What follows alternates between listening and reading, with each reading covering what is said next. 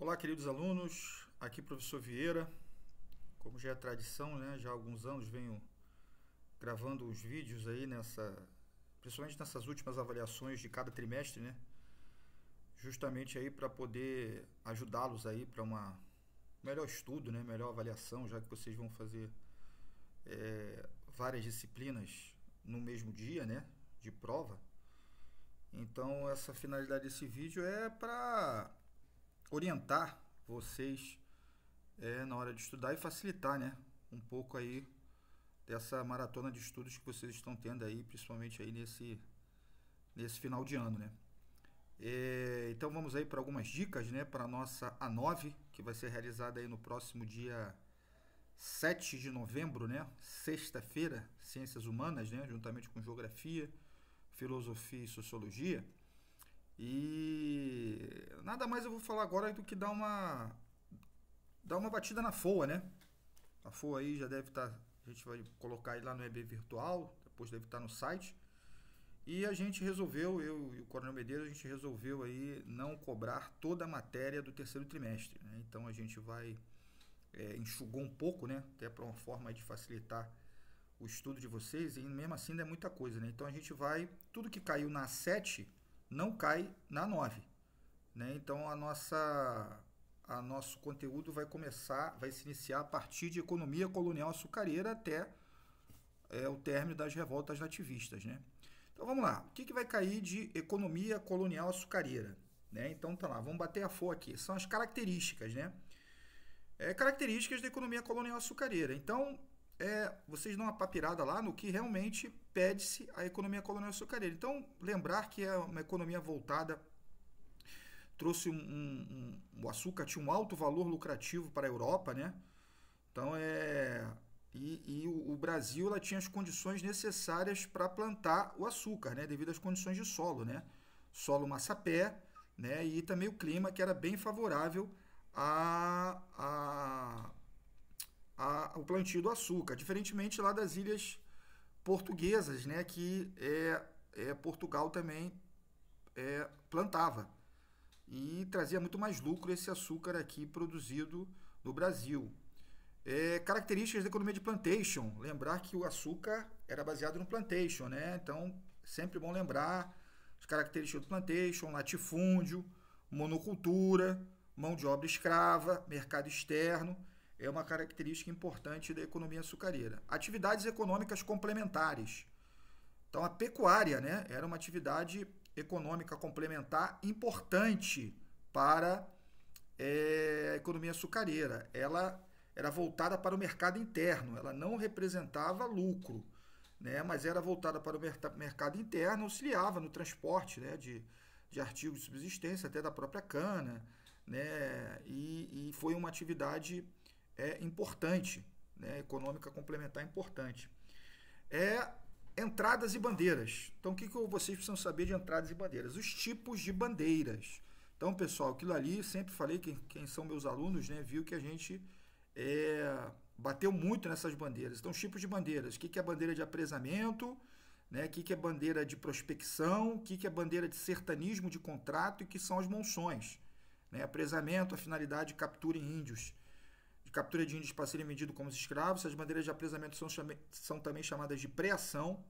Bandeiras de prospecção, né, que são aquelas que tinham a finalidade de procura por metais preciosos.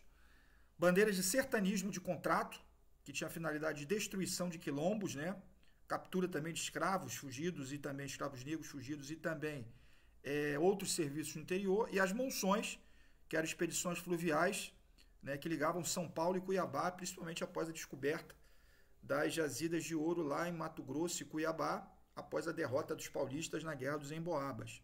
Né? Então, esses tipos de bandeiras eles são importantíssimos vocês saberem. E aí vem a economia colonial mineradora. Características da economia colonial mineradora. Então, assim que foi descoberto o ouro, né, como é que era a política, né, da economia colonial mineradora. Né? Então, saber essa parte aí da economia colonial mineradora, como funcionava, os impostos, né, e como era trabalhado, né, o ouro dentro da colônia. Grupos sociais na sociedade mineradora. Então, quais são os grupos sociais na sociedade mineradora? Então, lembrar a pirâmide social, 4 camadas, né? Inicia pelos homens ricos, depois vem as camadas médias, os desclassificados, importante saber quem são os desclassificados, aqueles vadios da sociedade que não tinham uma ocupação definida, e os escravos. Lembrar que a sociedade mineradora era uma sociedade flexível, então havia mudanças de grupos sociais, diferentemente na sociedade açucareira, que era uma sociedade rígida. Escravidão indígena, né? Então saber como era feita a escravidão indígena, né? Lembrar da importância do indígena na economia, principalmente na economia colonial açucareira, né? A economia colonial no início lá não tinha ainda, o senhor de engenho não tinha recurso para poder comprar o escravo africano, então o escravo indígena era suficiente para tinha que ter, né, para poder complementar a mão de obra açucareira. Lembrar que eles eram longe de serem passivos, então eles resistiam, né, à escravidão. Lembrar também que aquela característica que havia um confronto de ideias, né, da igreja, que a escravidão indígena era proibida, né, mas o interesse econômico falava mais alto, né, para poder escravizar o índio. Em 1570 a coroa proibia a escravização indígena, mas ela deixava brechas, né, para ser escravizado. O jesuíta ainda tentou dar uma interferência, né, lá com a coroa para tentar dar folga aos domingos e dias santos para os índios, né, mas alguns senhores atenderam essa reivindicação, outros não, né. Lembrar também do ataque às missões jesuíticas, né? Então as missões jesuíticas eram alvo, né, principalmente porque as bandeiras de apresamento elas eram complicadas, né?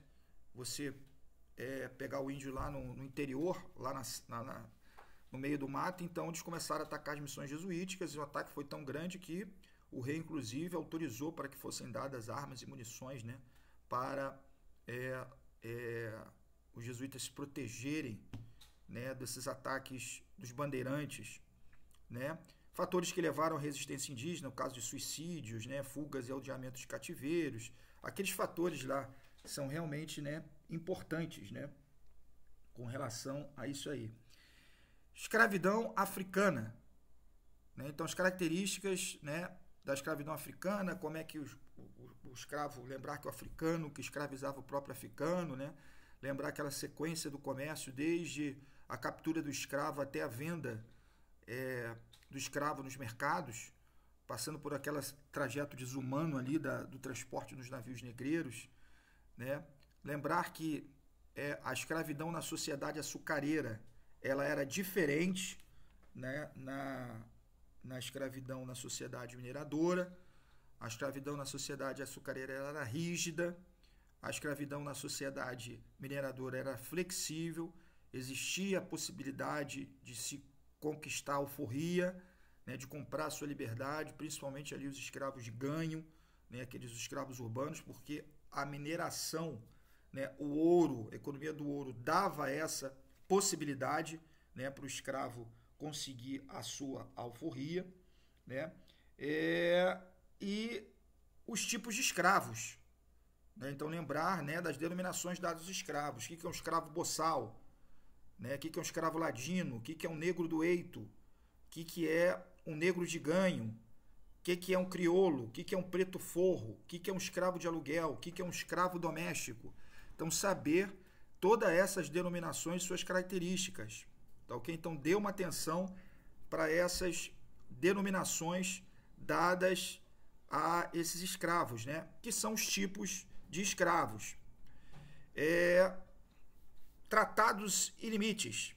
Então vamos dar atenção aí para 2 tratados e limites.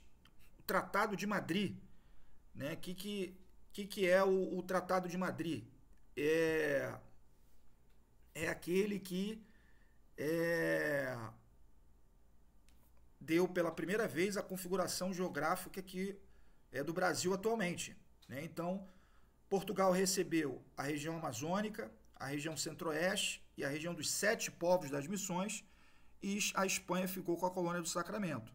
Isso teve uma ingerência, foi através do princípio do ut possidetis, isso é importante que vocês saibam isso, tá?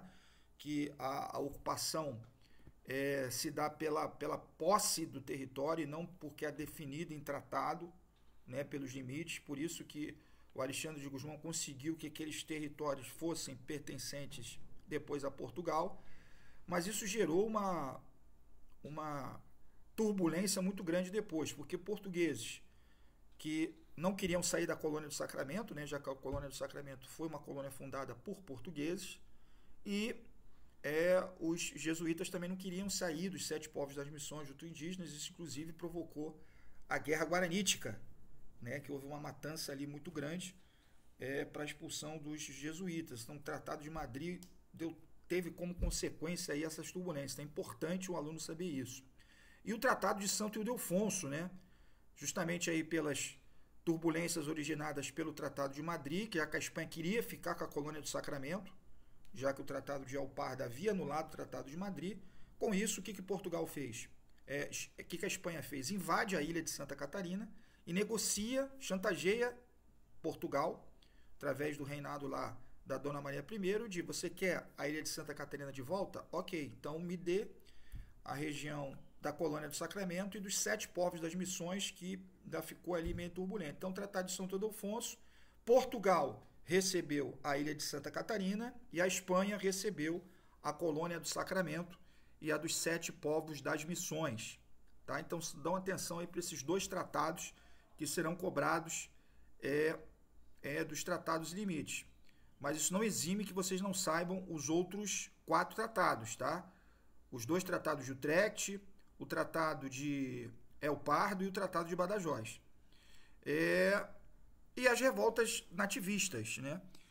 Então, as revoltas nativistas que serão cobradas serão a Guerra dos Emboabas, que foi a primeira revolta nativista que a gente estudou. Então, dá uma importância para aquela Guerra dos Emboabas, gente, confronto entre paulistas, bandeirantes paulistas e os emboabas, que eram comerciantes portugueses e brasileiros de outras regiões, né, portugueses e brasileiros de outras regiões, pelo direito da exclusividade do ouro. O bandeirante paulista, por ter descoberto ouro, ele queria direito à exclusividade, e aí eles entram numa guerra. O emboaba vence essa guerra, né, tem a designação do termo emboaba, que é a ave, termo indígena, né, que é a ave coberta de penas até os pés, e eles usavam essas botas cobertas de penas, por isso o nome é emboaba. Né? O confronto foi vencido por emboabas durante um ano, e o paulista teve que, né, ir para procurar ouro em outras regiões. Então descobriu ouro em Mato Grosso e Goiás, né? E o desmembramento também desmembramento da capitania de São Paulo, né, que se libertou do Rio de Janeiro. Minas Gerais continuou pertencendo a São Paulo, mas era tudo uma coisa só, e aí desmembrou, né, justamente para ter um controle ali daquela região de São Paulo, ali onde tinha o ouro, né, na Guerra dos Emboabas. Então a Guerra dos Emboabas, ela deu essa possibilidade. Estudem bastante, porque a gente vai detalhar e cobrar bastante a Guerra dos Emboabas. E a revolta de Beckman, né? A revolta de Beckman foi aquela revolta, né, que aconteceu lá no Maranhão, né, fruto aí do desabastecimento daquela região de manufaturados, de gêneros alimentícios, de escravos. E aí a coroa tenta resolver fundando a Companhia de Comércio lá do Maranhão, só que essa companhia não resolve os problemas, impôs uma política de preços que desagradava os colonos e não resolveu o problema do abastecimento. E aí os colonos, liderados aí pelos irmãos Beckman, Manuel e Tomás Beckman, justamente com o Jorge Sambaia, tomam o depósito da companhia, né? Expulsam os jesuítas, já que o jesuíta era contra a escravização do indígena, né? E formam um governo provisório até que as reivindicações fossem atendidas. A coroa fingiu negociar com os sublevados só para ganhar tempo, veio reforço e prendeu os irmãos Beckman, um só, né? O Manuel Beckman, o Tomás Beckman conseguiu fugir, e o Manuel Beckman e o Jorge Sampaio foram capturados e foram condenados à forca, né? Então foi o primeiro movimento, foi a primeira revolta nativista que contestou a autoridade da metrópole. Então é importante vocês saberem disso. E como consequência, o monopólio da companhia continuou sendo extinto, porém os jesuítas puderam voltar ao Maranhão. Tá ok, pessoal? Então, basicamente aí, eu fui resumidamente aí, batemos a FOA, né? E é esse conteúdo que será cobrado para a nossa A9. videozinho aí de 15 a 16 minutos, né? E o objetivo é justamente ajudá-los para estudar para a 9. No mais, foi um prazer estar com vocês durante o ano, né? É o nosso último vídeo, né? Pode ser que eu grave um ainda para PRF, mas de uma maneira geral esse vai ser o último. Então queria agradecer a oportunidade de ter sido professor de vocês durante o ano de 2025. Muito sucesso, né, no decorrer aí da vida acadêmica de vocês, da vida estudantil de vocês. O Colégio Militar é um colégio excelente, então aproveitem essa oportunidade, tá bom? No mais aí, desejo a todos aí um Feliz Natal, um próspero 2026 e que todos vocês consigam realizar aí todos os seus objetivos e realizações. Até a próxima. Grande abraço a todos.